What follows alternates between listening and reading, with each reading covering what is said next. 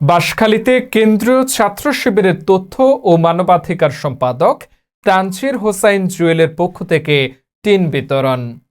বাঁশখালীর পুইছড়ি ইউনিয়নের সাম্প্রতিক বন্যায় ক্ষতিগ্রস্ত পরিবারের পুনর্বাসনে মানবিক সহায়তার অংশ হিসেবে টিন বিতরণ করা হয়েছে। বাংলাদেশ ইসলামী ছাত্র শিবিরের কেন্দ্রীয় তথ্য ও মানবাধিকার সম্পাদক এবং চট্টগ্রাম মহানগর উত্তরের সাবেক সভাপতি, পুইছড়ির কৃতি সন্তান তানজির হোসাইন জুয়েল এর পক্ষ থেকে এই টিন বিতরণ কার্যক্রম পরিচালিত হয়।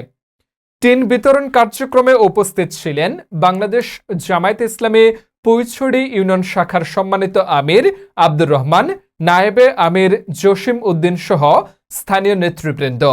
তারা বন্যায় ক্ষতিগ্রস্ত পরিবারের হাতে টিন তুলে দেন এবং তাদের খোঁজ খবর নেন। এ সময় বক্তারা বলেন, দুর্যোগে ক্ষতিগ্রস্ত মানুষের পাশে দাঁড়ানো একটি মানবিক দায়িত্ব।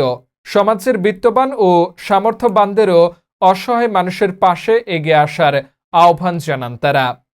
প্রতিবেদন ছনুয়া বার্তা প্রতিনিধি।